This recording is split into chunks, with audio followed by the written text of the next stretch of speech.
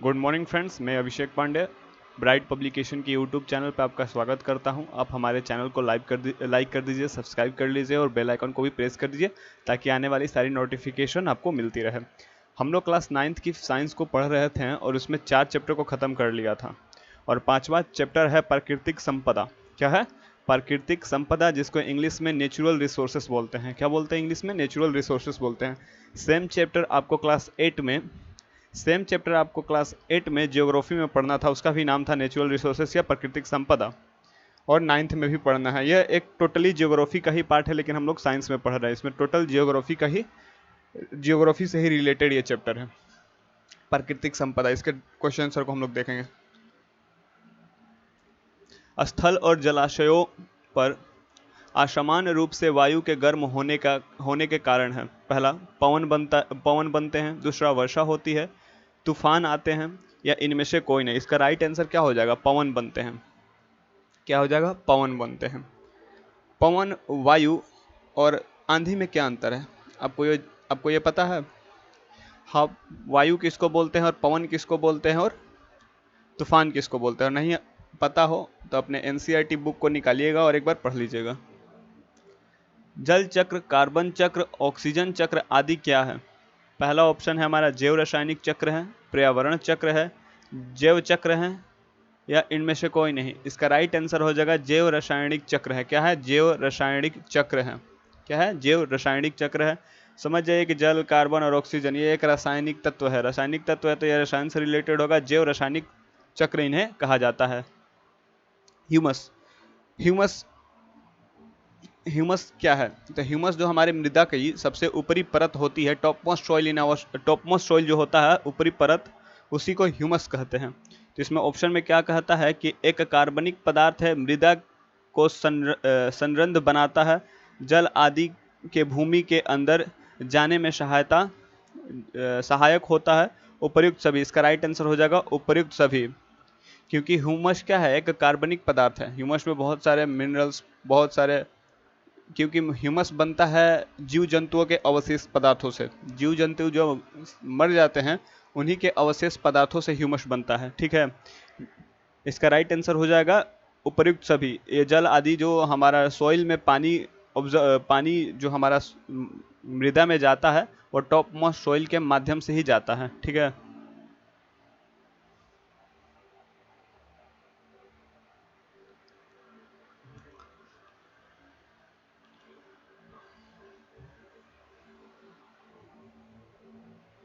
Question है चौथा हमारा कि अम्ल वर्षा का पीएच क्या होता है?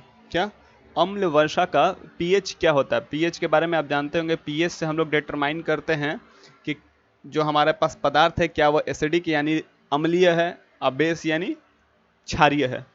तो अम्ल वर्षा का पीएच क्या होगा? एसिड का पीएच वैल्यू या अम्ल का पीएच वैल्यू क्या होता है? 7 से कम होता है। क्या होता? 7 से कम होता है। और क्षार का पीएच वैल्यू क्या होता है? क्षार का पीएच वैल्यू 7 से ज़्यादा होता है। क्या होता है? 7 से ज़्यादा होता है। तो इसमें हमारा ऑप्शन क्या बोल रहा है? 5.6 से अधिक होता है, 7 से अधिक होता है, 5.6 से कम होता है और 7 से कम होता है। इसमें थोड़ा कंट्रोवर्शियल क्वेश्चन दे दिया है। इसका राइट आंसर ये भी हो सकता है, ये भी हो सकता है। अगर ये ना दे के केवल यही रहे तो 7 से कम होता है, ये भी चलेगा, लेकिन यहाँ पर राइट आंसर हम लोग लेंगे सी को। 5.6 से कम होता है। यहाँ पर उत्तर गलत दे दिया है। यहाँ उत्तर आपका सही हो जाएगा सी। करेक्शन कर लीजिएगा आप लोग। वैश्विक उष्मीकरण के लिए कौन सी गैस उत्तरदायी है? उष्मीकरण मतलब समझते होंगे आप, हमारे अर्थ का जो तापमान बढ़ रहा है उसके लिए कौन सा गैस उत्तरदायी है? तो जलवाष्प, CO2, SO2, NO2। इसका राइट आंसर क्या हो जाएगा? CO2। ग्रीन हाउस गैस के बारे में आप जानते होंगे, जिसका सबसे बड़ा घटक कौन है? CO2 है।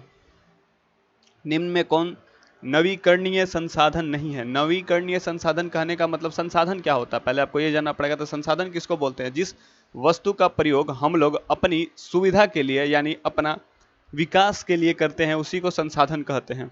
तो इसमें निम्न में कौन सा नवीकरणीय संसाधन नहीं है जो नया फॉर्म ऑफ यूजफुल थिंग्स ना हो? तो पहला कोयला, दूसरा जल विद्युत, तीसरा सौर ऊर्जा और चौथा भूतापीय ऊर्जा। तो हम लोग जानते हैं कि विद्युत ऊर्जा जो डैम बना के हम लोग इलेक्ट्रिसिटी बनाते हैं, सौर ऊर्जा सोलर प्लेट्स या सोलर पैनल से जो हम लोग एनर्जी बनाते हैं, भूतापीय ऊर्जा जो हमारे पृथ्वी के अंदर जो ताप है यानी जो हाई टेम्परेचर है उससे जो इलेक्ट्रिसिटी बनाई जाती है उसको भूतापीय ऊर्जा कहते हैं। इसका राइट आंसर क्या हो जाएगा? कोयला। कोयला नवीकरणीय संसाधन नहीं है। कोयला क्या है? एक नवीकरणीय संसाधन नहीं है। ये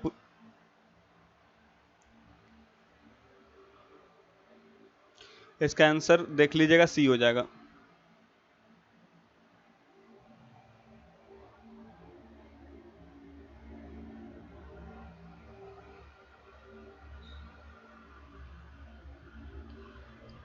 सातवां नंबर हम लोग क्वेश्चन देखेंगे कि भूमि प्रदूषण का अर्थ है। भूमि प्रदूषण का क्या अर्थ है? भूमि में वर्मी कंपोस्ट की भूमि में जल डालना, भूमि में उपयोगी घटकों की कमी, भूमि में वर्मी कंपोस्ट की उपस्थिति, इनमें से कोई नहीं। भूमि में जल डालना से भूमि प्रदूषित नहीं हो सकती है, या भूमि में वर्मी कंपोस्ट डालने से भी भूमि प्रदूषित नहीं हो सकती है। वर्मी कंपोस्ट के बारे में आप जानते होंगे तो ठीक है। वर्मी कंपोस्ट होता है जो मतलब जो सड़ गल कोई भी जानवर मर जाता है, ये वर्मी कंपोस्ट उन्हें बोलते हैं जो किसी भी सड़े हुए गले हुए चीज को क्या करते हैं? साफ कर देते हैं, चट कर जाते हैं, खत्म कर देते हैं।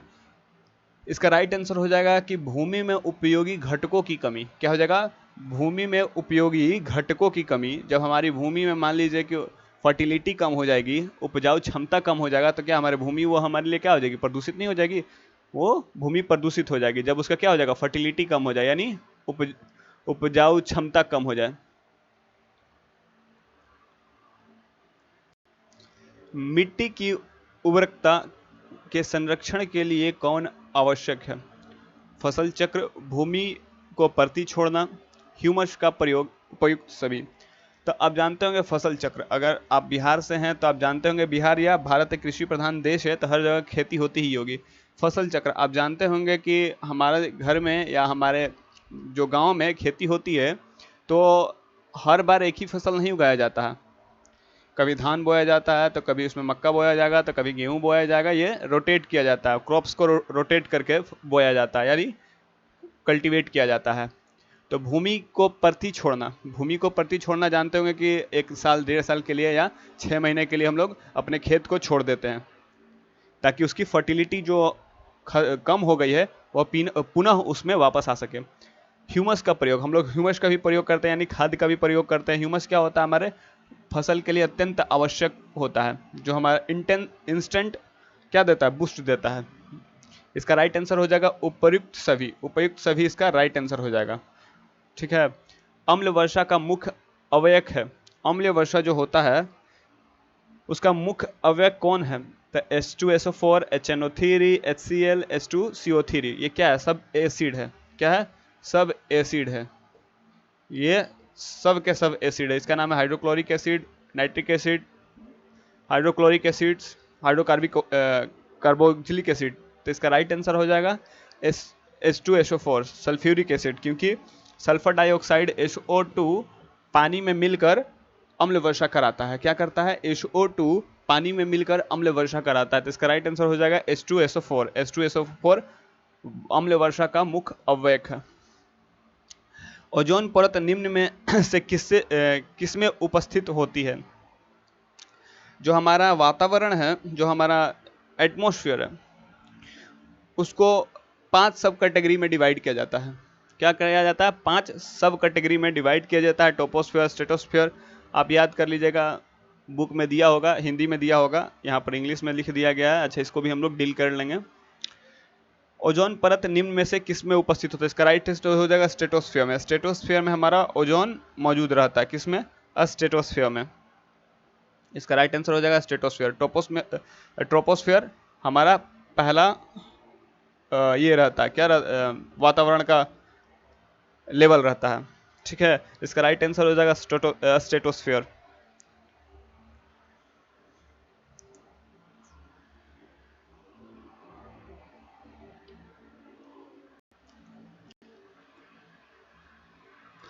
ग्यारहवां नंबर क्वेश्चन क्या कहता है? तो 11वां नंबर क्वेश्चन बोलता है वे प्राकृतिक पदार्थ जिनका उपयोग मनुष्य अपने जीवन यापन एवं विकास के लिए करते हैं क्या कहलाते हैं? ये क्वेश्चन क्या बोल रहा है कि वह प्राकृतिक पदार्थ, क्या वह प्राकृतिक पदार्थ जिनका उपयोग मनुष्य अपने जीवन यापन एवं विकास के लिए करते हैं क्या कहलाते हैं? पहला है रासायनिक पदार्थ, वस्तु, प्राकृतिक संपदा या उपयोगी पदार्थ।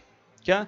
उपयोगी पदार्थ। तो ये समझ जाइए कि जब हम लोग संपदा का डेफिनेशन दे रहे थे, रिसोर्सेस का डेफिनेशन दे रहे थे, तो उसमें हम बताए थे कि मनुष्य जो संसाधन यानी जो वस्तु का प्रयोग अपने जीवन व्यापन और विकास के लिए करता है उसी को संपदा या रिसोर्सेस कहते हैं। तो इसका राइट आंसर क्या हो जाएगा? प्राकृतिक संपदा। प्राकृतिक पदार्थ का हम लोग यूज कर रहे हैं तो उसको प्राकृतिक संपदा बोलेंगे। यहाँ पर उत्तर डी दिया हुआ, इसको काट दीजिएगा, इसका उत्तर लिख लीजिएगा सी, प्राकृतिक संपदा इसका राइट आंसर हो जाएगा। क्या हो जाएगा? प्राकृतिक संपदा। प्राकृतिक पदार्थों का प्रयोग करेंगे अपने जीवन व्यापन अथवा अपने विकास के लिए, तो क्या हो जाएगा? प्राकृतिक संपदा हो जाएगा।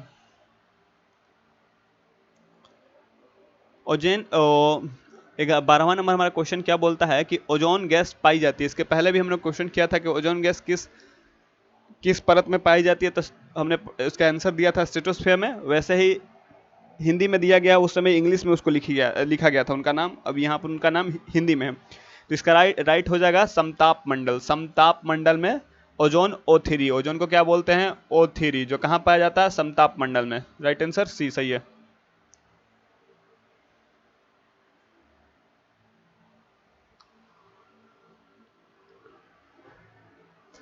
क्वेश्चन 13वां बोलता है कि वायुमंडल में कार्बन डाइऑक्साइड के बढ़ने का संबंध है समुद्र जल के उठने से, ओजोन परत के अपेक्षय से, अम्ल वर्षा से, चक्रवात से। तो इसका राइट आंसर क्या हो जाएगा? मान लीजिए हमारे एनवायरनमेंट में, वातावरण में कार्बन डाइऑक्साइड गैस बढ़ेगा तो उसका क्या परिणाम निकलेगा? हमारे जो वातावरण में CO2 यानी कार्बन डाइऑक्साइड बढ़ेगी तो हमारे पृथ्वी की तापमान बढ़ेगी। क्या हो जाएगा? हमारे पृथ्वी का तापमान बढ़ जाएगा, और हमारे पृथ्वी के तापमान बढ़ने से क्या होगा? जो हमारे आइस, जो बर्फ है, जो ग्लेशियर, जो पोल, हमारे नॉर्थ पोल और साउथ पोल पे जान जाए, अटलांटिक और आर्कटिक है, उनका क्या होगा? बर्फ पिघलेगा, वो समुद्र में मिलेगा। तो इससे क्या हो जाएगा? समुद्र का जल स्तर में वृद्धि हो जाएगी। क्या हो जाएगी? समुद्र तल के उठने से। किससे रिलेटेड हो जाएगा? कार्बन डाइऑक्साइड के बढ़ने से क्या हो जाएगा? समुद्र का जल स्तर बढ़ जाएगा। पृथ्वी के ऊपरी उपजाऊ सतह जो चट्टानों के अपेक्षय से बनती है क्या कहलाती है? पृथ्वी की ऊपरी उपजाऊ सतह जो चट्टानों के अपेक्षय से बनती है उसको क्या कहते हैं? उसको मृदा कहते हैं। उसका राइट आंसर क्या हो जाएगा? मृदा। ऑप्शन देख लेते हैं। ऑप्शन बी में जीवाश्म है, इसका राइट आंसर हो जाएगा मृदा। प्राकृतिक गैस और खनिज दिया हुआ ऑप्शन में, ठीक है।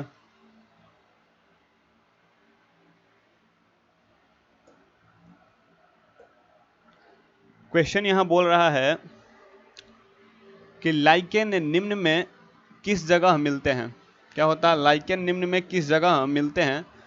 तो पहला ऑप्शन है जल में, दूसरा वायु में, तीसरा पत्थरों में, चौथा भूमि के नीचे। इसका राइट आंसर हो जाएगा पत्थरों पे। क्या हो जाएगा? पत्थरों पे। स्मोग क्या है?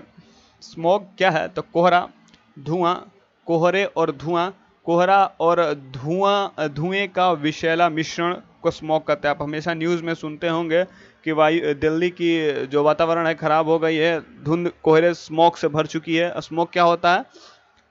कोहरा और धुएं का विषैला मिश्रण होता है, जो काफ़ी डेंजरस होता है हमारे हमारे हमारे लिए। इसमें हम लोग सांस लेने में हमें तकलीफ होता है।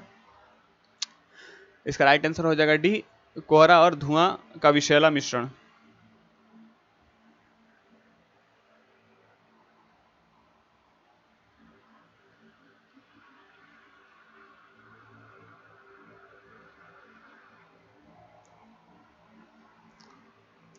बंद बोतल की हवा का तापक्रम बाहर की हवा से अधिक क्यों होता है? बंद बोतल की हवा का तापक्रम बाहर की हवा से अधिक क्यों होता है? तो इसका ऑप्शन है हमारा पहला कि ग्रीन हाउस प्रभाव के कारण, दूसरा उष्मीकरण के कारण, तीसरा प्रकाश संश्लेषण के कारण, वायु प्रवाह नहीं होने के कारण। तो इसका राइट आंसर हो जाएगा क्या? कि उष्मीकरण के कारण। क्या हो जाएगा, ऊष्मीकरण के कारण। यहाँ उत्तर दिया हुआ ए, इसको कर लीजिएगा बी।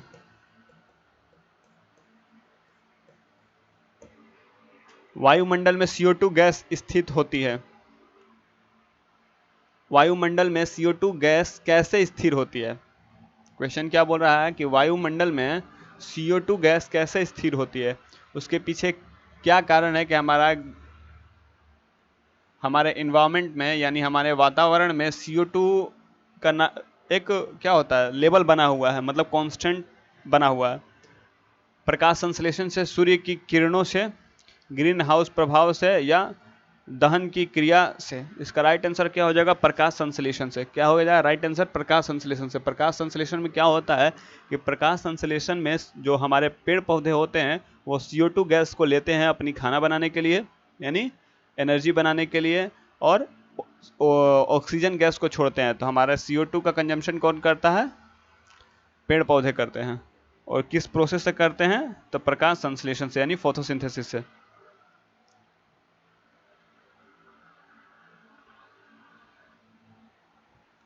क्वेश्चन है हमारा, शुक्र और मंगल के वायुमंडल का मुख्य घटक क्या है? ऑप्शन है नाइट्रोजन, ऑक्सीजन, कार्बन डाइऑक्साइड एवं जलवाष्प। इसका राइट आंसर हो जाएगा कार्बन डाइऑक्साइड, CO2। शुक्र और मंगल पर सबसे अधिक CO2 पाया जाता है। इसी कारण से वहाँ का तापमान दिन में इतना चला जाता है कि आपको गला देगा, और रात को इतना ठंड कम चला जाता है कि आपको जमा देगा। निम्न में 20वां नंबर क्वेश्चन हमारा बोलता है कि निम्न में कौन हरित गृह गैस नहीं है? हरित गृह गैस नहीं है, तो इसमें O3, CO2, H2O और N3। तो हरित गृह गैस में वाष्प भी आता है जो H2O के फॉर्म में रहता है, CO2 और O3 जो ओजोन में रहता है। इसका राइट आंसर हो जाएगा नाइट्रोजन। नाइट्रोजन इसका राइट आंसर हो जाएगा, जो हरित गृह गैस नहीं है। नाइट्रोजन हरित गृह गैस नहीं है।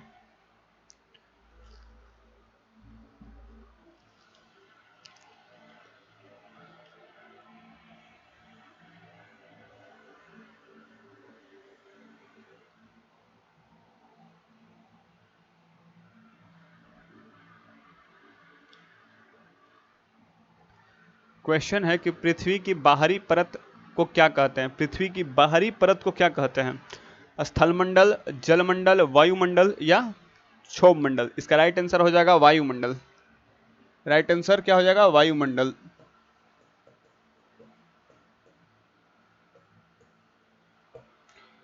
राइट आंसर हो जाएगा वायुमंडल। शुक्र ग्रह के वायुमंडल में CO2 की प्रतिशत क्या होता है? इसके पहले वाले क्वेश्चन में हमने पढ़ा था कि शुक्र और मंगल में सबसे अधिक कौन सा गैस पाया जाता है, तो CO2। और यहाँ पर पूछ रहा है कि शुक्र ग्रह के वायुमंडल में CO2 का प्रतिशत क्या होता है, तो वो होता है 95%। क्या होता है, 95% से भी अधिक होता है।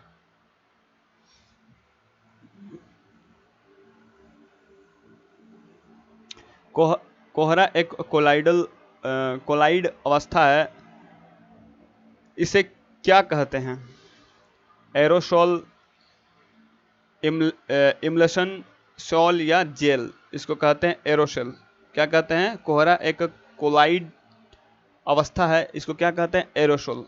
एरोसोल के नाम से हम लोग कोहरा को, जो एक कोलाइड सॉल्यूशन है, कोलाइड अवस्था है, उसको कहते हैं।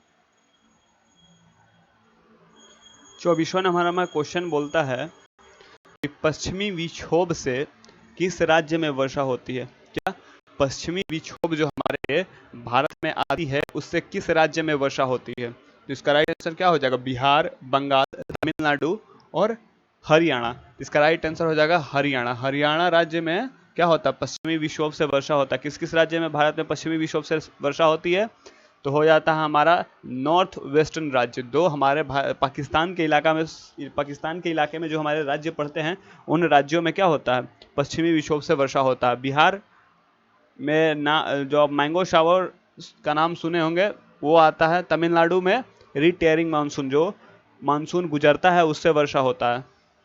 क्या रीटेयरिंग मानसून से वर्षा होता है, ठीक। 25वां नंबर क्वेश्चन बोलता है कि निम्न में कौन हरित गृह गैस है।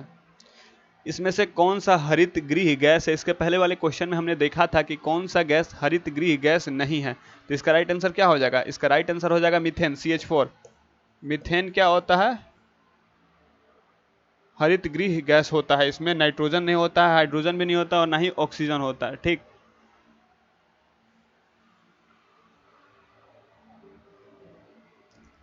पृथ्वी की औसत तापक्रम कितनी होती है। पृथ्वी की एवरेज टेम्परेचर कितना होता है, वो होता है 15 डिग्री सेल्सियस। कितना होता है, 15 degree Celsius. Right answer C, 15 degree Celsius, ठीक।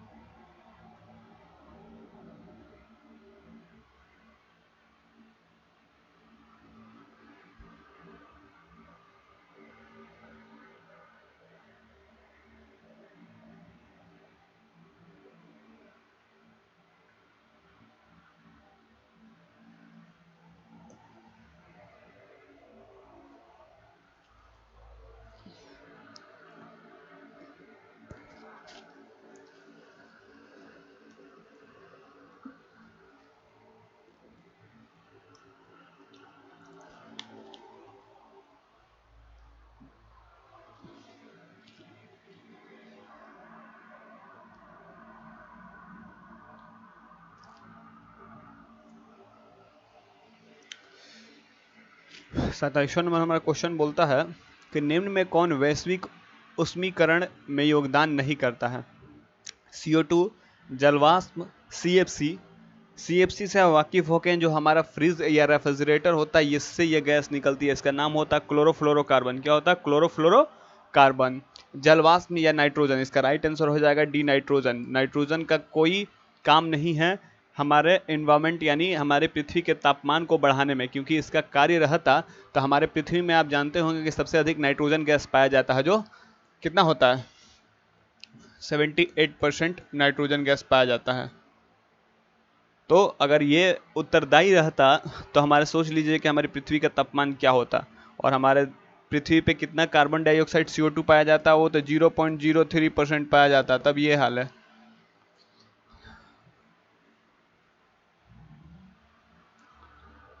ओजोन परत की क्षय के लिए कौन सा रसायन जिम्मेदार है। मतलब ओजोन परत माने O3 के लिए, O3 के विघटन के लिए कौन सा गैस जिम्मेदार है। उसके लिए जो हमारे रेफ्रिजरेटर से निकलती है गैस क्लोरोफ्लोरोकार्बन, वही जिम्मेदार है। तो इसमें राइट आंसर क्या हो जाएगा, CFC। CFC राइट हो जाएगा। क्या हो जाएगा राइट आंसर, CFC, क्लोरोफ्लोरोकार्बन। निम्न में कौन प्राथमिक वायु प्रदूषक नहीं है। प्राथमिक वायु प्रदूषक नहीं है तो हमारा ऑप्शन में है नाइट्रोजन और सल्फर के oxide, carbon dioxide, carbon monoxide या हाइड्रोजन सल्फाइड।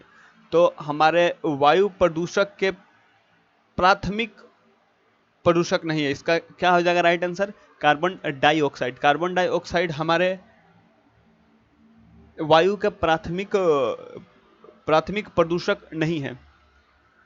लेकिन नाइट्रोजन और सल्फर का ऑक्साइड ये काफ़ी ज़्यादा हमारे फेफड़े के लिए खतरनाक होते हैं। अगर ये वायु में फैल जाएं तो हमारे हमारे फेफड़े के लिए काफ़ी हानिकारक होते हैं। राइट आंसर बी होगा। मंगल और शुक्र के वायुमंडल का मुख्य घटक क्या है? मंगल और शुक्र के वायुमंडल का मुख्य घटक क्या है? ऑप्शन देख लेते हैं हम लोग।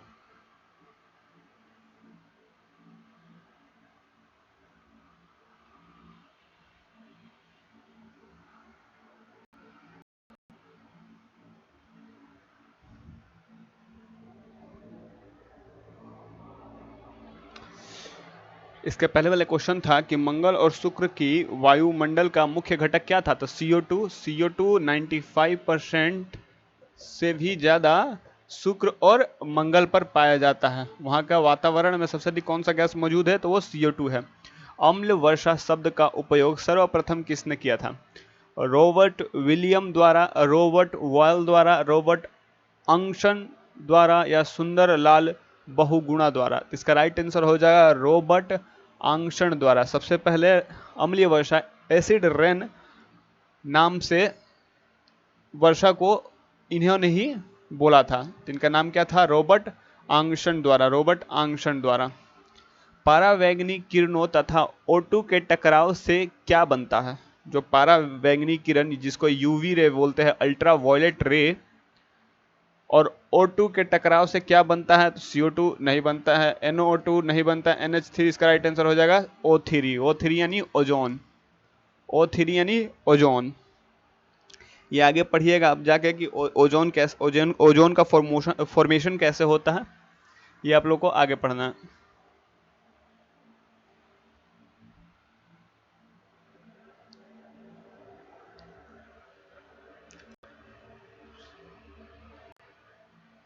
CFC किसको प्रभावित कर रहा है?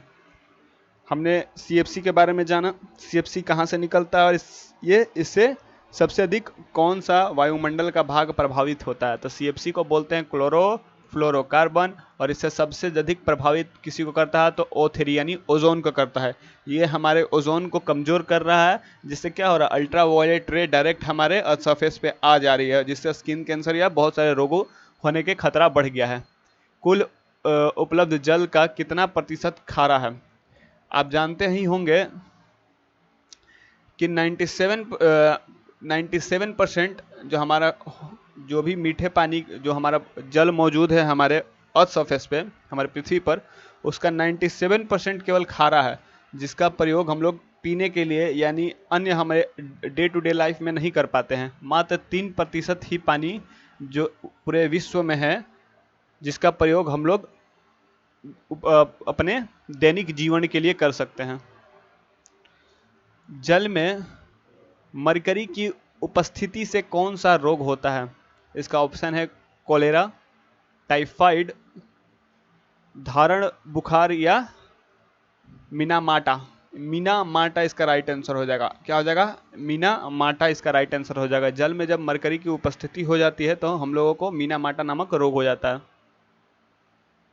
निम्न में कौन नवीकरणीय संसाधन नहीं है? इसके पहले वाले क्वेश्चन में भी हमने देखा था कि नवीकरणीय किसको बोलते हैं, नवीकरणीय क्या होता है। तो नवीकरणीय संसाधन नहीं है, तो इसका राइट आंसर क्या हो जाएगा? कोयला। इसके पहले से लगता है कि सेम क्वेश्चन को रिपीट कर दिया गया है। कोयला इसका राइट आंसर हो जाएगा। कोयला एक नवीकरणीय संसाधन नहीं है।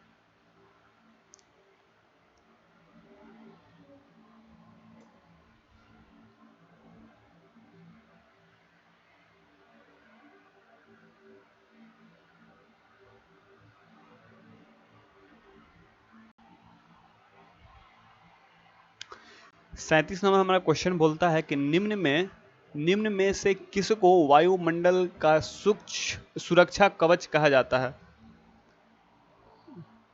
सुरक्षा कवच कहने का मतलब जो हमारे जो सूर्य से हानिकारक किरणें यानी जो हानिकारक पदार्थ हमारे पृथ्वी तक आते हैं उसको कौन रोकता है?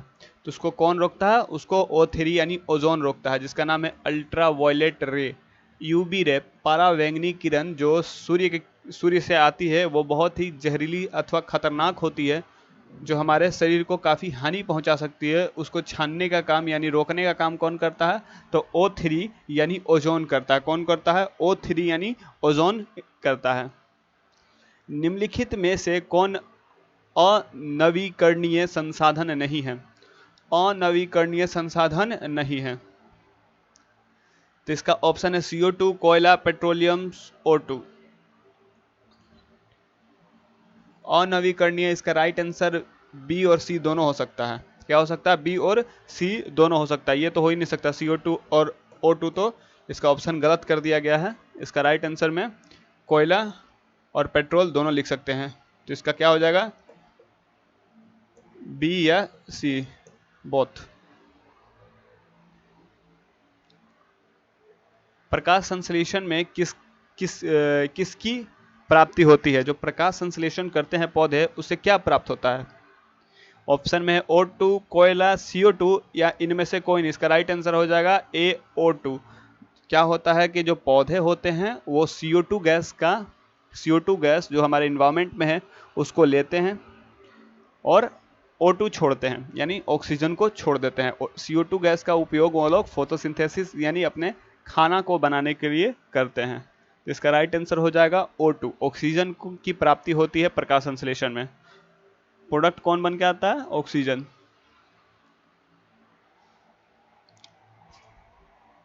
मीथेन के दहन से कौन सी गैस प्राप्त होती है? मीथेन का दहन मतलब मीथेन अगर जलता है तो उससे कौन सी गैस निकलती है? तो मीथेन का फॉर्मूला होता है CH4। क्या होता है?